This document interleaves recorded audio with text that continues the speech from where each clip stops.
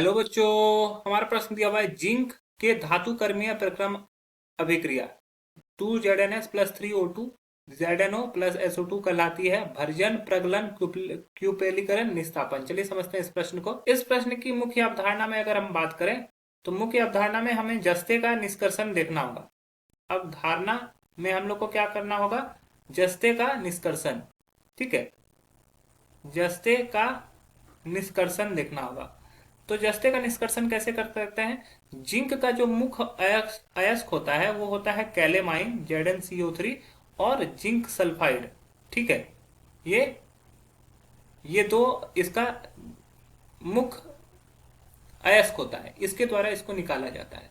तो पहले तो इसका शोधन किया जाता है। ठीक है, ये अयस्क है जिसका शोधन किया जाता है। अब शोधन करने के बाद ये अयस्क जो होते हैं वो सांद्रित अयस्क हो जाते हैं। ठीक है, ये कैसे अयस्क हो जाते हैं? सांद्रित अयस्क हो जाते हैं।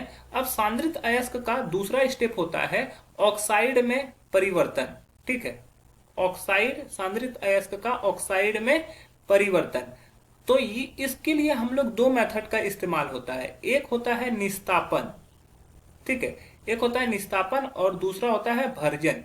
तो निस्तापन में क्या होता है कि वायु की अनुपस्थिति में जब इसको उसके गलनांक से कम ताप पर गर्म करते हैं तो ये ऑक्साइड में परिवर्तित हो जाता है। जैसे ZnCO3, इसको बहुत ज्यादा हीट किया जाता है तो ये क्या बन जाता है? ZnO प्लस CO2 में ये कन्वर्ट हो जाता है। तो ये देखो ऑक्साइड में कन्वर्ट हो गया। ठीक है, तो ये वायु की अनुपस्थिति में होता है। निस्तापन क्या होता है?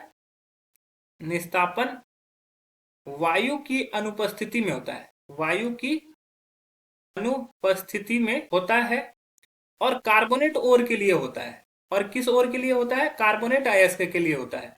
कार्बोनेट अयस्क के लिए होता है। ठीक है, तो एक कार्बोनेट अयस्क के लिए होता है। अब दूसरा होता है भर्जन। जैसे भर्जन क्या होता है? वायु की उपस्थिति में इसको गर्म किया जाता है। वायु की उपस्थिति में जब इसको गर्म किया जाता है तो ये ऑक्साइड में कन्वर्ट होता है। ठीक है, ये ऑक्साइड में कन्वर्ट होता है और यहाँ पे सल्फर डाइऑक्साइड गैस निकालता है। तो ये प्रकृति जो है ये भर्जन है। भर्जन में क्या होता है? सल्फाइड अयस्क को वायु की उपस्थिति में गर्म करने पर, वायु की उपस्थिति में गर्म करने पर ऑक्साइड में कन्वर्ट हो जाता है। करने पर धातु के ऑक्साइड में कन्वर्ट होता है, धातु के ऑक्साइड में परिवर्तित होता है, धातु के ऑक्साइड में परिवर्तित होता है।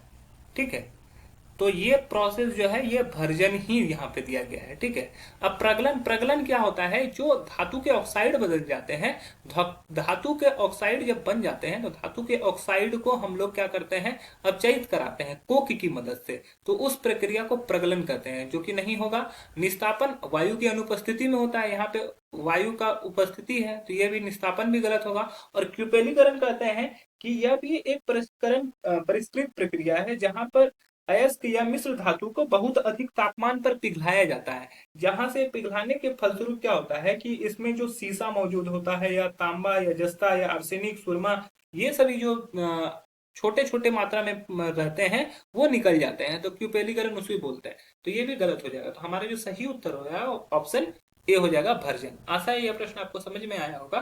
धन्यवाद।